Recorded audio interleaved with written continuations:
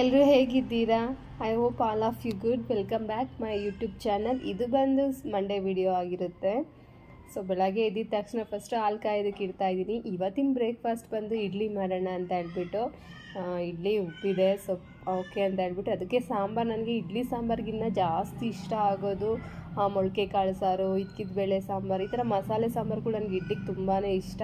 So ಇವತ್ತು ಮೊಳಕೆ ಕಾಳು ಸಾರು ಮಾಡೋಣ ಅಂತ ಹೇಳ್ಬಿಟ್ಟು ಮೊದಲು ಮೊಳಕೆ ಕಾಳನ್ನ ಒಂದು ವಿಷಲ್ ಕೂಗಿಸ್ಕೊಬಿಡ್ತೀನಿ. ಹಾಗೆ ಅಷ್ಟರಲ್ಲಿ ಮಸಾಲೆಗೆ ರೆಡಿ ಮಾಡ್ಕೊಳ್ಳೋಣ ಅಂತ ಹೇಳ್ಬಿಟ್ಟು ಒಂದು ಜಾರ್ಗೆ ತೆಂಗಿನಕಾಯಿ, ಈರುಳ್ಳಿ, ಟೊಮೊಟೊ, ಹಾಗೆ ಬೆಳ್ಳುಳ್ಳಿ, ಶುಂಠಿ, ಚಕ್ಕೆ, ಲವಂಗ, ಗಸಗಸೆ, ಹಾಗೆ ಕಡಲೆ. ನಾನು ಕೊತ್ತಂಬರಿ ಮಾತ್ರ ಹಾಕೋತಾ ಇದ್ದೀನಿ, ಪುದೀನ ಇರಲಿಲ್ಲ. ಸೊ ಕೊತ್ತಂಬರಿ ಇಷ್ಟು ಹಾಕ್ಕೊಂಡು ಮತ್ತು ಧನಿಯದ ಪೌಡ್ರು, ಹಾಗೆ ಖಾರದ ಪುಡಿ ಮತ್ತು ಸ್ವಲ್ಪ ಗರಂ ಮಸಾಲ ಹಾಕ್ಕೊಂಡು ರುಬ್ಕೋತಾ ಇದ್ದೀನಿ. ಇನ್ನೊಂದು ಕಡಾಯಲ್ಲಿ ಸ್ವಲ್ಪ ಎಣ್ಣೆ, ಸಾಸಿವೆ, ಕರಿಬೇವು ಹಾಕಿ ಅದಕ್ಕೆ ಬೆಂದಿರೋ ಮೊಳಕೆ ಕಾಳನ್ನ ಮಿಕ್ಸ್ ಮಾಡ್ತಾಯಿದ್ದೀನಿ.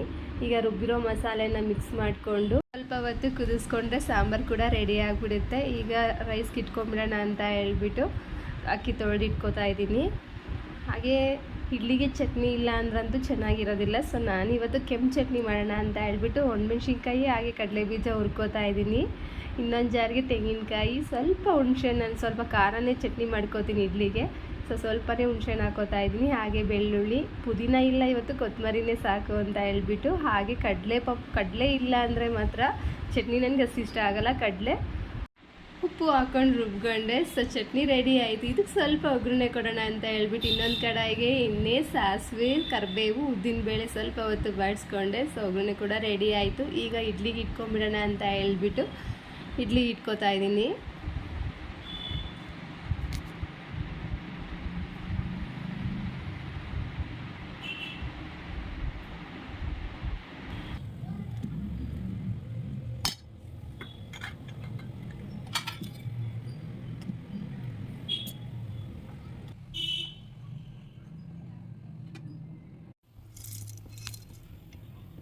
ಹಾಗೆ ಈಗ ಸ್ವಲ್ಪ ಮಜ್ಜಿಗೆಗೆ ಒಗ್ಗರಣೆ ಮಾಡ್ಕೊಳ್ಳೋಣ ಅಂತ ಹೇಳ್ಬಿಟ್ಟು ಇನ್ನೊಂದು ಕಡೆಗೆ ಎಣ್ಣೆ, ಸಾಸಿವೆ, ಜೀರಿಗೆ, ಕೊತ್ತಂಬರಿ ಸೊಪ್ಪು ಹಾಕ್ಕೊಂಡು ಒಗ್ಗರಣೆ ಕೂಡ ರೆಡಿ ಮಾಡಿಕೊಂಡೆ. ಅದು ಸ್ವಲ್ಪ ಆರೋದಕ್ಕೆ ಬಿಡೋಣ. ಅಷ್ಟರಲ್ಲಿ ನನಗೆ ಟೀ ರೆಡಿ ಮಾಡ್ಕೋತಾ ಇದ್ದೀನಿ.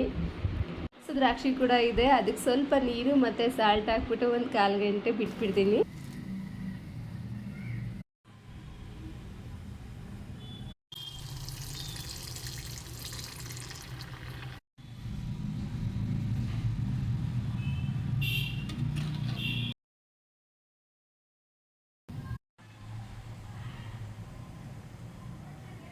ವಾಟರ್ ಮೆಲನ್ ಜ್ಯೂಸ್ ಮಾಡ್ಕೊಬಿಡೋಣ ಅಂತ ಹೇಳ್ಬಿಟ್ಟು ವಾಟರ್ ಮೆಲನ್ ಕಟ್ ಮಾಡ್ಕೋತಾ ಇದ್ದೀನಿ.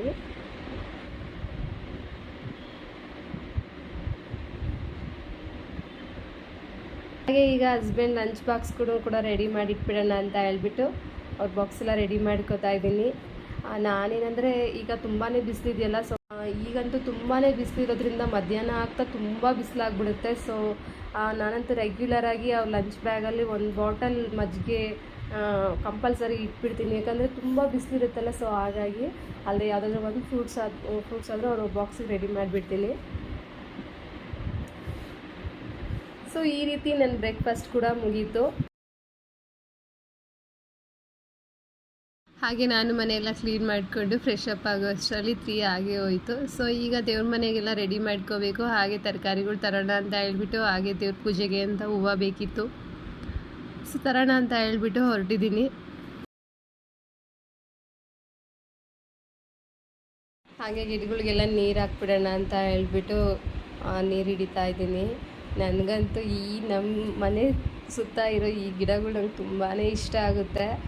ದಾಸವಾಳ ಎಲ್ಲ ಫಸ್ಟು ಇದ್ದಿದ್ದು ತುಂಬ ಉದ್ದಕ್ಕಿತ್ತು, ತುಂಬ ದೊಡ್ಡದಾಗಿತ್ತು. ನಮಗಂತೂ ದಾಸವಾಳನೇ ಸಾಕಾಗ್ಬಿಡೋದು, ಅಷ್ಟು ಹೂವು ಬಿಡೋದು. ಒಂದೊಂದು ಗಿಡದಲ್ಲೂ ನಮ್ಮದು 4 ಇದೆ ದಾಸವಾಳ ಗಿಡ. ಸೊ 4ರಲ್ಲೂ ಏನಿಲ್ಲ ಅಂದರೂ ಒಂದೊಂದರಲ್ಲೂ ತುಂಬಾ ಹೂವು ಬಿಡೋದು.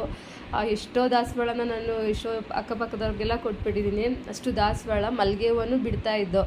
ಬಟ್ ಈಗೇನಂದರೆ ದಾಸವಾಳ ಎಲ್ಲ ಹುಳ ಆಗಿಬಿಟ್ಟು ಕಟ್ ಮಾಡಿಬಿಟ್ಟು, ಅದು ಯಾಕೋ ಗೊತ್ತಿಲ್ಲ. ಬಟ್ 1 ಇಯರಿಂದ ದಾಸವಾಳ ಅಷ್ಟು ಸಿಗ್ತಾನೂ ಇಲ್ಲ ನನಗೆ. ಏನಾಯ್ತೋ ಗೊತ್ತಿಲ್ಲ, ಅಷ್ಟು ಹೂವು ಬಿಡ್ತಿರೋದಕ್ಕೆ ಬಹುಶಃ ದೃಷ್ಟಿನೇ ಆಗಿಬಿಡ್ತೋ ಏನೋ ಅನ್ನೋ ಥರ ಆಗಿಬಿಟ್ಟಿದೆ. ಬಟ್ ಈಗ ಸ್ವಲ್ಪ ಹೂವು ಬಿಡ್ತಿದೆ, ಒಂದೊಂದಂತೂ ಬೆಳೆಯೋದೇ ಇಲ್ಲ, ಹಂಗಾಗ್ಬಿಡುತ್ತೆ. ಹಾಗೆ ಇದನ್ನ ನೋಡೋದಕ್ಕೆ ತುಂಬ ಖುಷಿಯಾಗುತ್ತೆ ಒಂದೊಂದು ಸರಿ. ನನ್ನ ಮಗ ಅಂತೂ ಪಾಟಲ್ಲಿ ಬೇರೆ ಯಾವುದಾದ್ರು ಸೀಡ್ಸ್ಗಳನ್ನ ಹಾಕ್ಬಿಟ್ಟು ಹೋಗಿದ್ದಾನೆ. ಅದು ಸ್ವಲ್ಪ ಗ್ರೋತ್ ಆಗ್ತಾಯಿದೆ.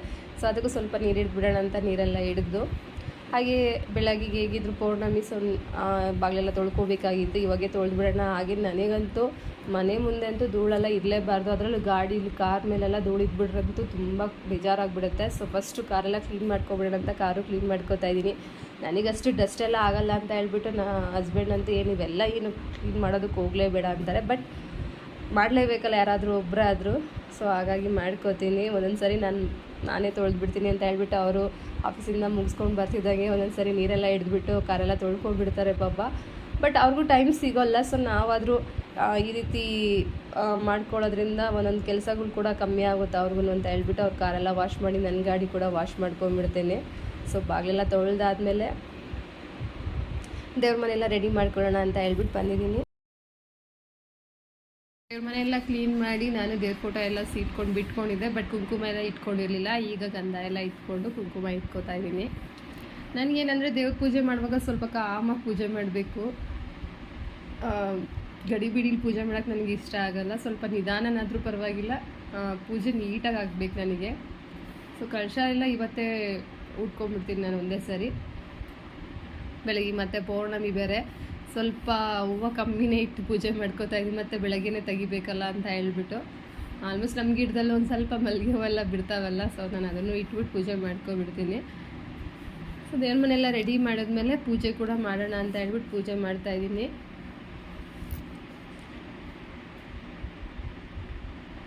ನಾನು ಗಣೇಶನಿಗೆ ಪೂಜೆ ಮಾಡಬೇಕಾದ್ರೆ ಫಸ್ಟು ಗಣೇಶನಿಗೆ ನೈವೇದ್ಯ ಕಲಸಕ್ಕರೆ ಇಟ್ಬಿಟ್ಟು ಆಮೇಲೆ ಕಲಸಕ್ಕರೆ ನೈವೇದ್ಯ ಮಾಡಿ ಪೂಜೆ ಸ್ಟಾರ್ಟ್ ಮಾಡ್ತೀನಿ. ಫಸ್ಟು ಗಣೇಶನಿಗೆ ಪೂಜೆ ಮಾಡಿಬಿಟ್ಟು ಆಮೇಲೆ ಮನೆ ದೇವ್ರಿಗೆ ಪೂಜೆ ಸ್ಟಾರ್ಟ್ ಮಾಡ್ತೀನಿ.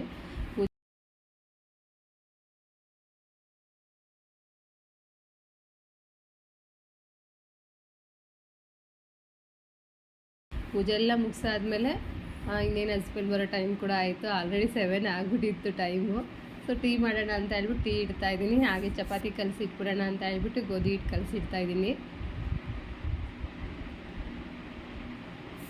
ಹಾಗೆ ಕುಂಬಳಕಾಯಿ ಇತ್ತು, ಸ್ವಲ್ಪನೇ ಇದ್ದಿದ್ದು.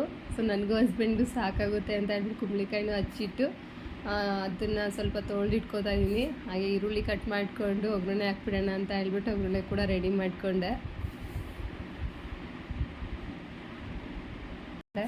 ಹಸ್ಬೆಂಡ್ಗಂತೂ ಮಕ್ಳು ಇಲ್ಲದೆ ಇರೋದ್ರಿಂದ ತುಂಬಾ ಬೇಜಾರು ಮಾಡ್ಕೊಬಿಟ್ಟಿದ್ದಾರೆ. ಅವ್ರಿಗೆ ಮಕ್ಕಳು ಮನೇಲಿ ಇರಬೇಕು. ಏನಂದರೆ ಅವ್ರಿಗೂ ಹಾಲಿಡೇಸ್ ಇದೆ, ಸ್ವಲ್ಪ ಅವರು ಎಂಜಾಯ್ ಮಾಡಬೇಕು ಸಮ್ಮರ್ ಹಾಲಿಡೇಸ್ನ. ಸೊ ಹಾಗಾಗಿ ನಾನು ಕೂಡ ಬಿಟ್ಟಿದ್ದೀನಿ. ನನಗೂ ಕೂಡ ಬಿಟ್ಟಿರೋದಕ್ಕೆ ಅಷ್ಟು ಇಷ್ಟ ಇಲ್ಲ. ಬಟ್ ಸ್ವಲ್ಪ ಅವರು ಬಾಲ್ಯದ ನೆನಪು ಅಂತ ಇರಬೇಕಲ್ಲ ಅವ್ರಿಗೂ.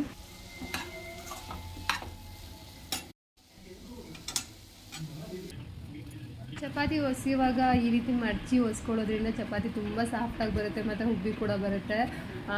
ಸ್ವಲ್ಪ ಆಯಿಲೆಲ್ಲ ಹಾಕಿ ಕೂಡ ಫೋಲ್ಡ್ ಮಾಡಿ ಹೊಸಿಬೋದು. ಬಟ್ ನಾನು ಆಯಿಲ್ ಜಾಸ್ತಿ ಬೇಡ ಅಂತ ಹೇಳ್ಬಿಟ್ಟು ಹಾಗೆ ಮಡಚಿ ಹೊಸ್ಕೊತಾ ಇದ್ದೀನಿ.